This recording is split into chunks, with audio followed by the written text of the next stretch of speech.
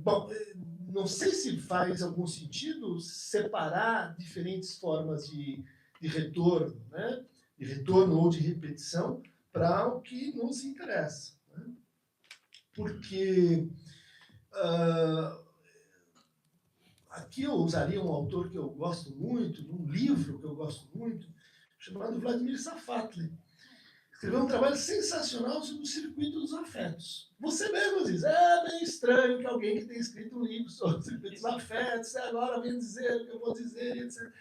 E eu fiquei, né, fui atrás dessa pista, porque uma das coisas que eu acho muito interessantes, né, nesse trabalho é que você desindividualiza os afetos. Né? No fundo, essa é uma conversa que a gente já teve, né? Você permite que a gente pense os afetos como um circuito primariamente intersubjetivo, mas que ele se transforma, ele tem uma mutação quando ele vira uma outra coisa que a gente pode chamar de sentimentos. A diferença entre um afeto e um sentimento é uma diferença metapsicológica clínica importante e eu acho que interfere aqui no debate. Porque em vários momentos você vai discutir o quê? Um sentimento social. O sentimento não é exatamente um afeto, né? Ele é uma conjunção de afetos que gera um sentimento com generalização de um circuito. Né? Como exatamente você trouxe para a gente nesse trabalho. E eu lembro, né, as sociedades, te citando, as sociedades são, antes de mais nada, um circuito de afetos. Concordo. Né? A política, e aqui tem uma definição, né, que eu estou agora te perguntando, né, antes de mais nada, um embate a respeito de quais são os afetos que trazem no seu interior. Ou seja, ali se insinua que há sim uma ação política, né, que transforma afetos, né, que é capaz de transformar esses afetos, mas concordando contigo também, né, quer dizer, essa transformação dos afetos ela não se dá afetivamente, né, ela se dá materialmente, num outro sentido, num outro nível de materialidade. É, por que acho isso importante? Né?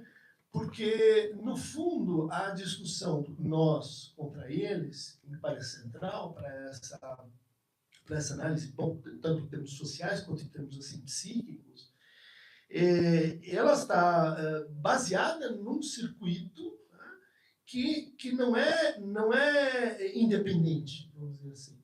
Vamos dizer assim, o meu ressentimento não é independente do seu ressentimento, porque nós estamos, de certa forma, num pacto. Não sei que usar uma palavra provocativa para você, né? Num pacto em que estamos juntos, concordando que a nossa gramática de reconhecimento e de troca, ela baseia-se nessa paisagem, nesse enquadro que é o ressentimento.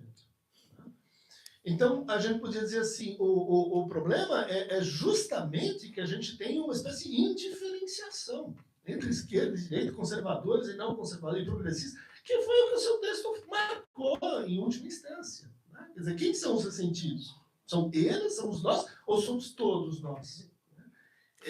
De forma reversa e em circuito. E eu acho essa tese bastante plausível, porque a gente pôde acompanhar nos últimos tempos, vamos dizer assim, uma certa deriva do sentimento social dominante. Né? Eu lembro que a gente falava em medo, né? Esse mais antigo ele toma o medo como referência para polarizá-lo, né? Para invertê-lo com o desamparo. Mas a gente tem um pacto, por exemplo, em torno do sentimento da culpa, né? Da generalização social do sentimento de culpa. Né? E agora, ressentimentos. Então, essas modalizações, vamos dizer assim, elas são estruturais, né? Elas são afetivas, elas são psíquicas e sociais, elas estão nessa interação, nesse circuito, e elas, vamos dizer assim, elas organizam a colocação do problema, o diagnóstico. Não, obrigado por essa parte, Cristian. Eu diria o seguinte, eu acho interessante essas colocações, mas eu não vincularia, por exemplo, o fascismo a uma espécie de trauma. Uhum. E nem a uma dinâmica de retorno do calcado, porque para que alguma coisa retorne é necessário que ela não estivesse lá em algum momento. Uhum. O fascismo sempre teve aqui. Então, essa é a primeira coisa. Eu queria insistir eu entenderia da seguinte forma: o fascismo é a generalização da lógica da violência colonial como um traço fundamental de todo o sistema, toda a estrutura do capitalismo. Ou seja, um tipo de violência que vai se dar só numa região, ela se generaliza em situações de crise. O Aimé Césaire tem uma colocação muito boa quando ele fala, olha, o problema nunca foi... o verdadeiro problema que o Hitler fez foi tratar os europeus como os europeus tratavam os africanos, os coolers, os indianos. Né? Isso significa, do ponto de vista, digamos, da tecnologia de violência, todos os dispositivos que foram utilizados pelo fascismo estão lá dentro da violência colonial. Campo de concentração, Guerra dos Boers, o colonialismo em Cuba, os massacres administrativos, basta você ver todos os textos do Lord Cromer na sua gestão do imperialismo britânico no Egito. A Hannah Arendt tem textos muito interessantes nesse sentido. O Eduardo Said faz todo o levantamento, você vai ver de onde vem toda essa dinâmica do racismo, como ela é um elemento constituinte do processo normal de gestão interior das dinâmicas coloniais. Você pega o próprio caso da Alemanha, quer dizer, lembro que o primeiro massacre que a Alemanha fez foi na Namíbia, com os hereros, 100 mil dos Namas e nos hereros, 100 mil e 20 mil pessoas, 120 mil pessoas. E todas as práticas que vão depois aparecer dentro dos campos de concentração, de utilizar, por exemplo, corpos humanos como corpos humanos vivos, pessoas vivas, para fazer testes de medicina, tudo isso estava lá. Ou seja, todas as dinâmicas da violência social era um procedimento normal do desenvolvimento do capitalismo do século XIX, né? Entre outras coisas. E a questão interessante é se perguntar, bem, para a consciência esclarecida, como era possível você não ver? Como era possível você escotomizar, sabe, apagar da sua visão todo esse processo, digamos assim, que eu insistiria, ele não é um processo que termina em um dado momento, ele continua, né? Por exemplo, não é à toa que se a gente vai pegar depois da Segunda Guerra, a ideia de que nós tínhamos sociedades que estavam marcadas por experiências fascistas não desaparecem do pensamento crítico. Se eu pegar todos os marxistas negros, George Padmore, William Rumen, a Angela Davis, vão todos falar de fascismo. Você pega os frankfurtianos, estão falando sobre fascismo. Você pega o pensamento francês contemporâneo, Deleuze e Guattari, estão falando sobre fascismo. Por quê?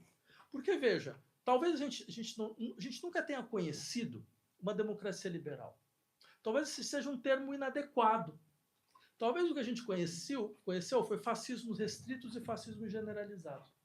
São sociedades que se organizam lógicas fascistas para certos grupos. Por exemplo, por que os marxistas negros norte-americanos falavam que eles estavam numa situação fascista? Porque você, sendo um negro norte-americano, bem, você vivia todo o processo de segregação social, todo o processo de vulnerabilização da sua vida, todo o processo de inexistir garantias institucionais de integridade que eram próprios do regime fascista.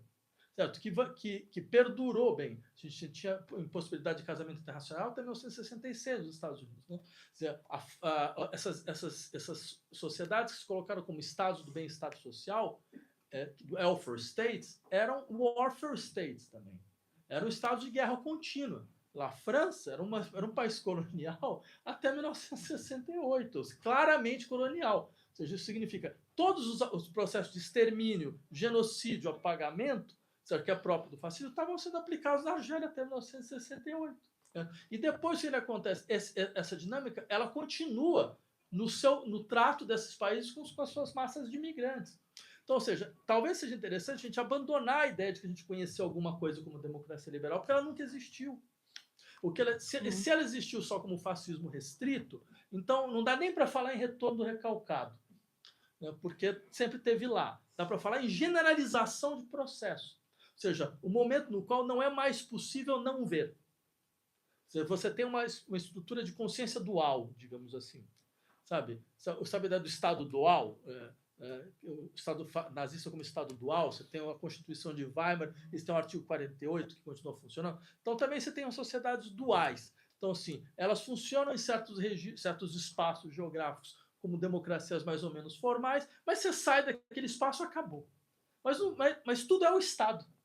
Entendeu? Tudo faz parte do Estado. Quem mora no Brasil conhece isso muito bem, sabe muito bem como as coisas funcionam. Você pode matar 120 pessoas e não vai ter muitos problemas, muito pelo contrário, vai ter pessoas que vão aplaudir. Ou seja, quem mora no complexo que morreu 120 pessoas sabe muito bem, pode matar mais 120. Então, ou seja, qual a diferença de você viver num gueto em relação a isso? É verdade, mas o que você acabou de descrever é exatamente o que você tem em processos traumáticos, chamado de dissociação, né? Uma consciência dividida. E isso não ajuda a gente a entender por que exatamente, em certos momentos, a gente tem uma visibilidade, né? Ou seja, um certo tipo de resposta social, né?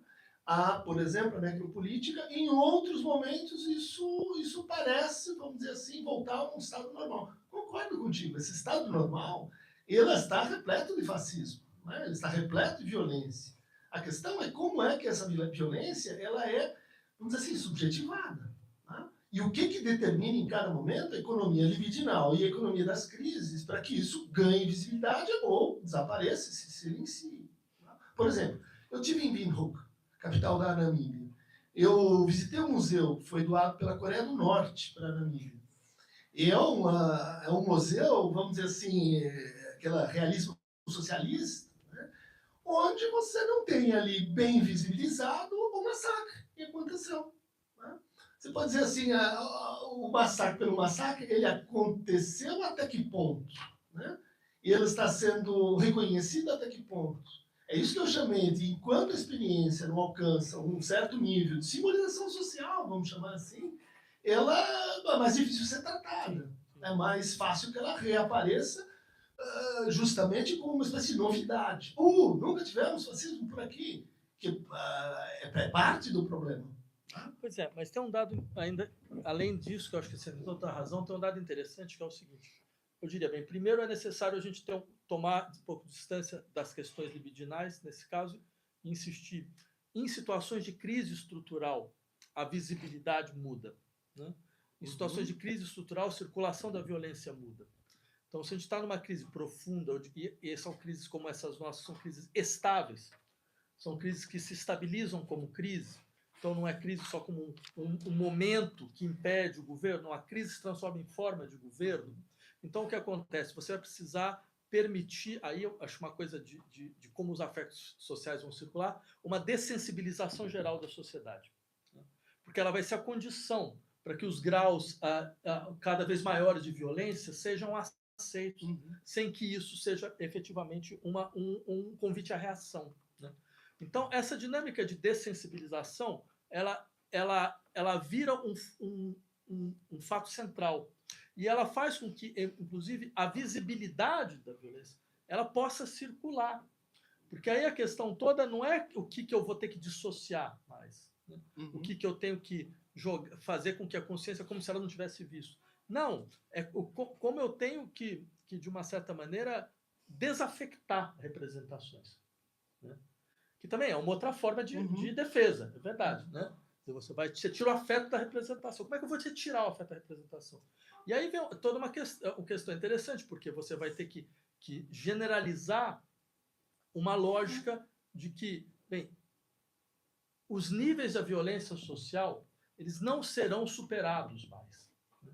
Quer dizer, você vai precisar criar laboratórios globais de dessensibilização social. Você vai ter que criar, experiências onde você vai colocando as pessoas cada vez mais em situações absolutamente dramáticas, mas em um contexto no qual essa situação não deve gerar revolta, não deve gerar reação. E o que você faz é muito interessante, porque nesse caso você já não tem mais uma consciência dissociada. Porque a consciência dissociada ela opera um pouco dessa forma, bem, tem certas coisas que eu não vi, ou que eu quis esquecer, ou que eu não percebi. Desculpa, eu não tinha percebido. Né? Mas como assim? Nossa, um massacre não é verdade. Nossa, é verdade, a gente esqueceu. Né? Então, ou seja, você tem uma operação da consciência social, de dissociar. Mas acho que o fato agora é outro. Você já não tem mais, por exemplo, pega o caso de Gaza, ninguém não sabe. Não tem ninguém que não viu, entendeu? Ao contrário, você viu toda vez que você abriu o seu Instagram. Estava lá, todos os dias, todas as imagens. mas é quase como um processo de experimento social. É como se eu falasse para você, eu vou te mostrar essas imagens terríveis todos os dias, e você não vai fazer nada. E você não vai reagir em hipótese alguma. E depois disso, qualquer outra imagem desse jeito vai ser já visto. Vai ser algum negócio que você já viu. Então não tem mais nenhum impacto nesse sentido. Então é todo um trabalho você retirar o impacto. Mas aí vem uma questão, me parece que é muito interessante, que é, bem, a não ser que a gente tenha um julgamento moral em relação a isso, falando, bem, essas pessoas elas são a reencarnação do mal. Não é possível que o cara que não tem reação nenhuma deve ter algum tipo de cálculo racional. E que é catastrófico, mas é racional. E o cálculo é, bem, mas agora é cada um por si. Eles nem parecem comigo, né? Nem têm a minha cara.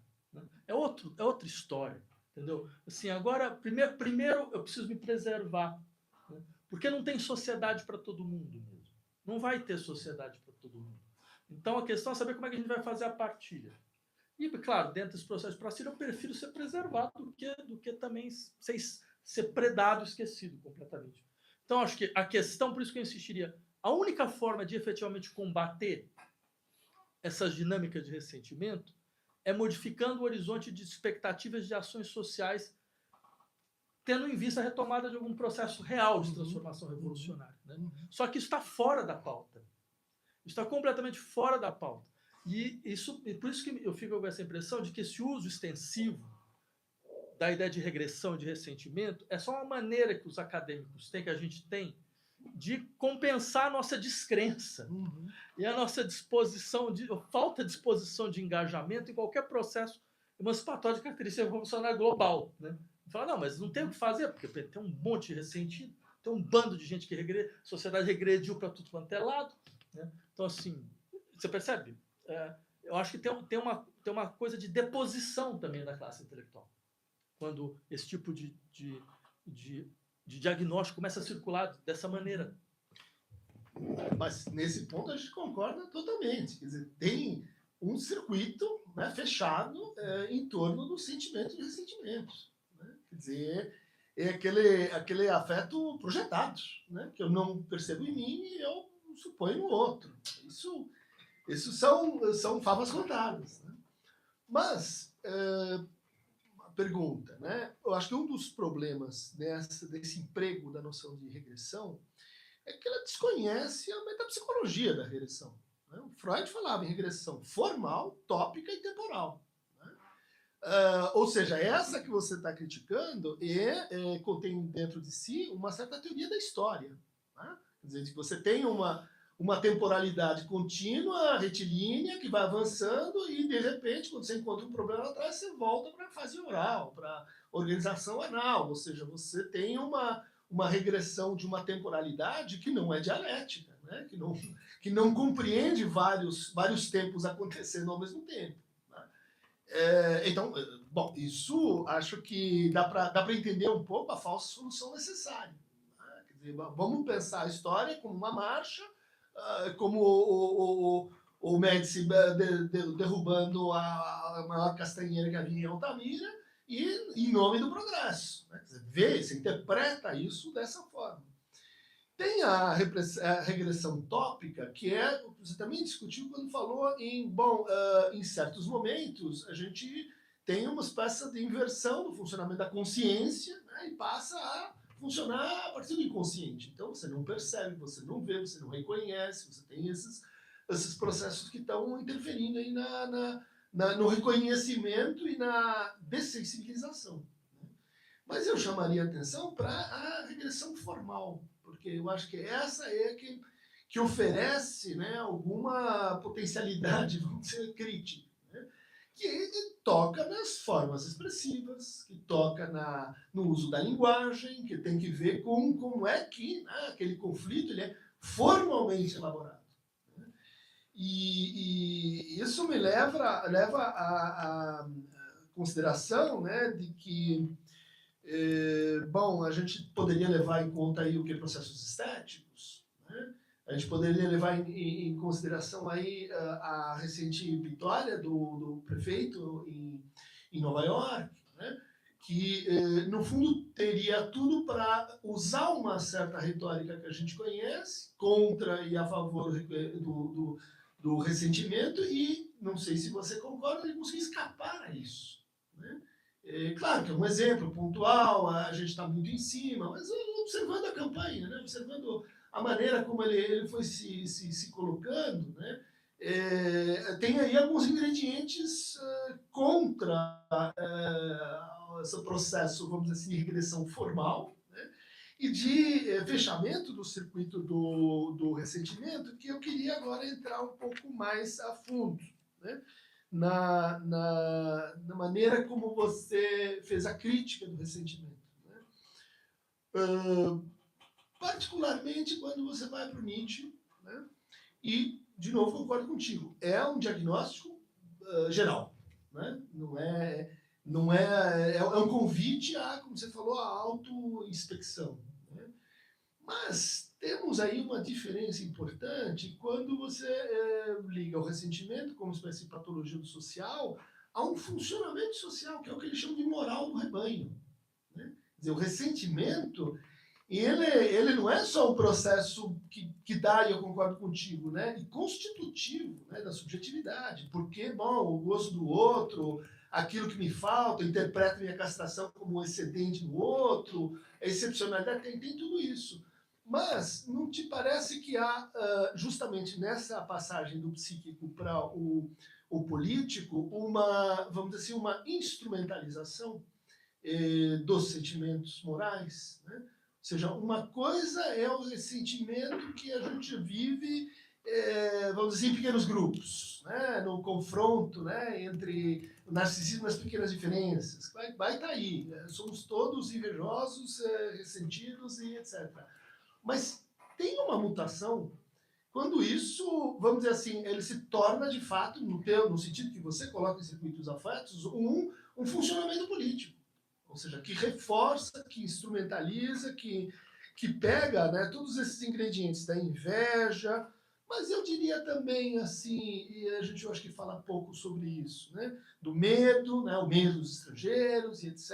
Né, e está faltando nessa lista um dos antigos afetos revolucionários, né, um dos antigos esquecidos afetos transformativos, que é a coragem. Né? A coragem, né? Quer dizer, você pode pensar assim, não, mas a coragem não falta ao discurso fascista. Falta sim, falta sim. Quer dizer, eu me refiro à coragem, vamos dizer assim, subjetiva.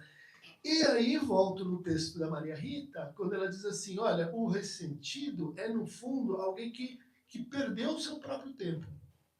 Que naquele momento em que havia uma reação possível, né, uma reação, ainda que a escala fosse reduzida, ele suspende o ato, né? Ele retém o ato. E ao fazer isso, ele perde, né, aquele momento, aquela injunção, vamos dizer assim, estrutural e histórica. E isso produz um processo de vingança que volta como justiça mal colocada, isso produz um processo de individualização que vai produzir inimigos, isso tem uma certa lógica que, por exemplo, quando você olha para a linguagem digital, você pode facilmente instrumentalizar. Né? E também faz parte da retórica ou do discurso fascista, queria te ouvir sobre esse ponto, né? Tentando adensar a ideia de ressentimento como um agregado de afetos, né? Montados segundo um certo dispositivo, no sentido Foucaultiano no termo, né?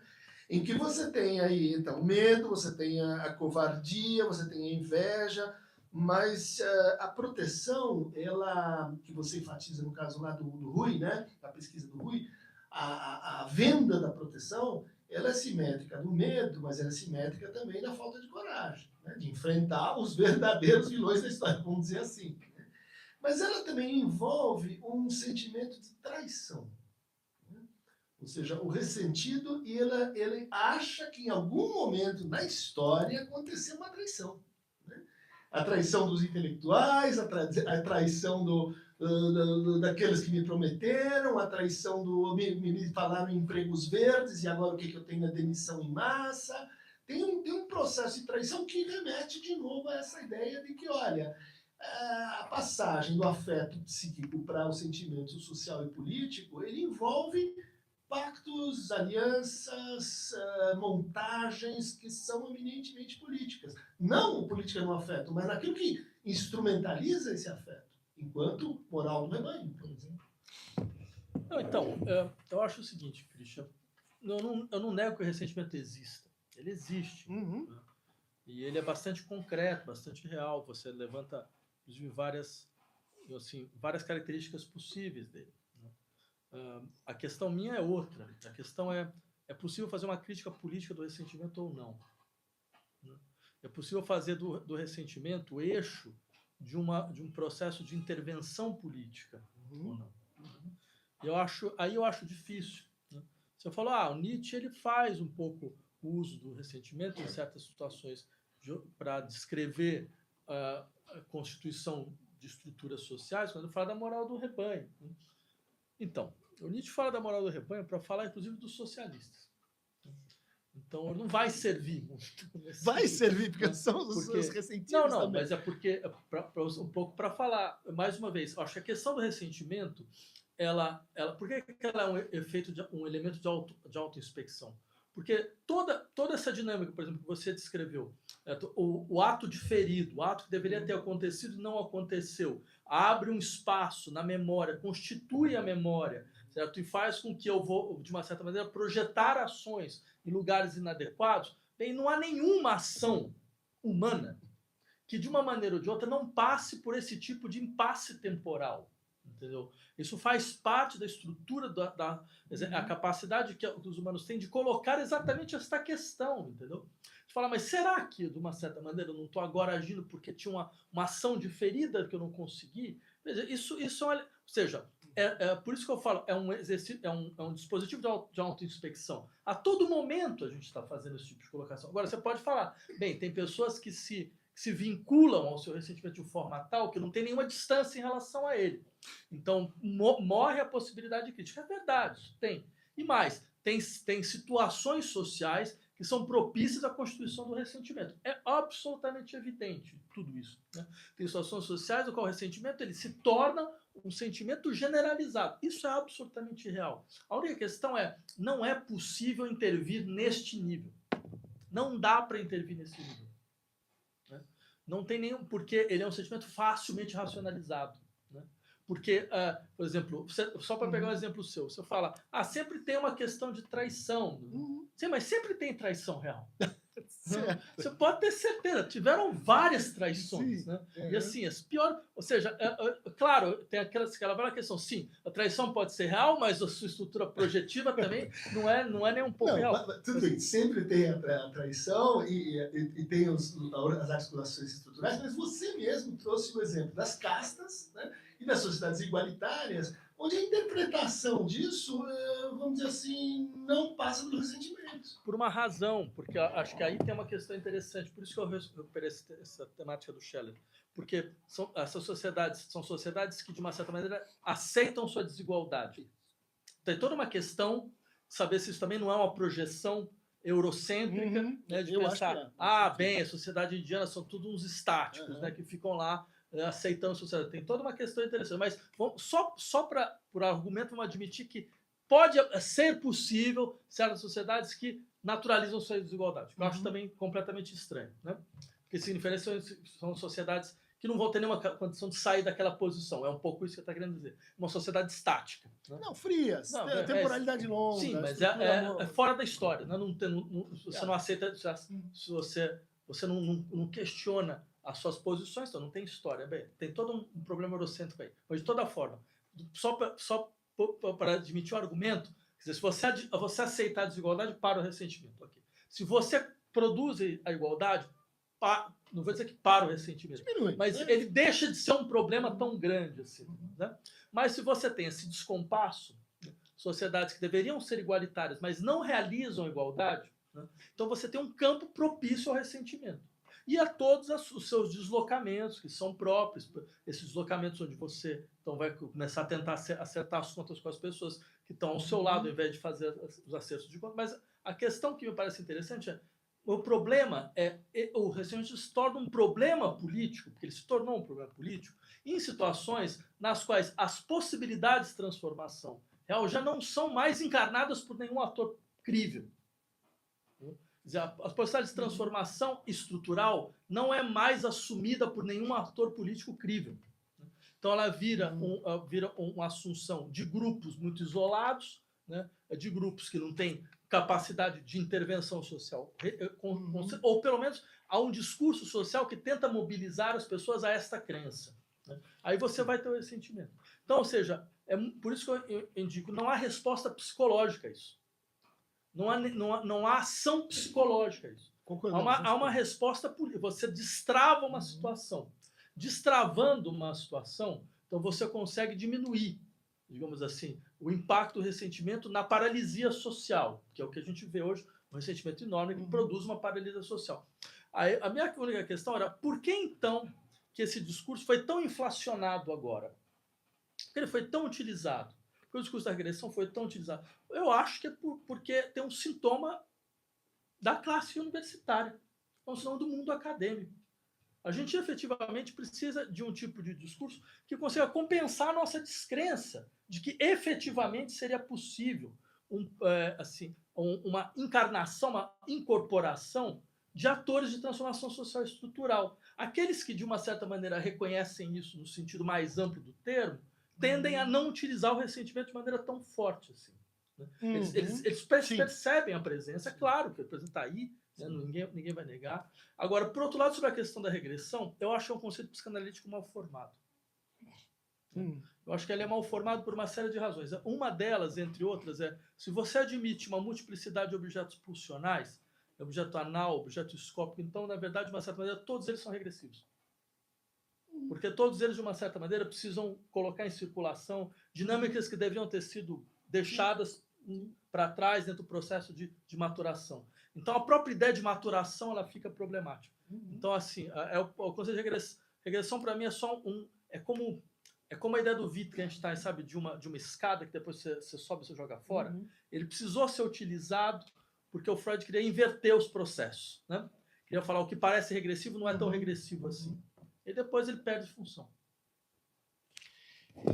Mas aí, concordamos nesse ponto, você está enfatizando a dimensão temporal da regressão. Né? Eu estou dizendo, tem outros sentidos, né? E especialmente quando você fala num sentido, vamos dizer assim, da regressão formal, você tem um processo que eu acho que tem uma importância ideológica, ou pelo menos pode inspirar algumas estratégias políticas, que é a passagem do pensamento para a imagem. Né? A regressão formal, ela tenta explicar essa diferença de materialidades. Né? Mas, enfim, você ainda não tocou num ponto crucial, que é como é que você pensa essa oposição, e concordo contigo, né? As teorias do ressentimento, elas funcionam um pouco assim como uma caixa de ressonância vazia, porque elas não te propõem exatamente o que fazer, né? Uma ação política. Então, nesse sentido, perfeita a tua objeção, e eu acho que a linha mestra da crítica, ela funciona mesmo. Mas a gente tem alguns problemas, vamos dizer assim, quando a gente passa para a consideração da instrumentalização desses sentimentos, no nível, vamos dizer assim, mais coletivo, no conceito de massa. Tá? Quer dizer, para a gente pensar, então, uma ação política, a gente teria que diferir ou entender um pouco como é que acontece uma massa, vamos dizer assim, fascista e uma massa revolucionária. Né? Como é que acontece isso? Será que essa diferença não passa por alguma articulação entre o político e o psicológico? Né? Tá, vamos, então, aí a gente abre. Isso, Então,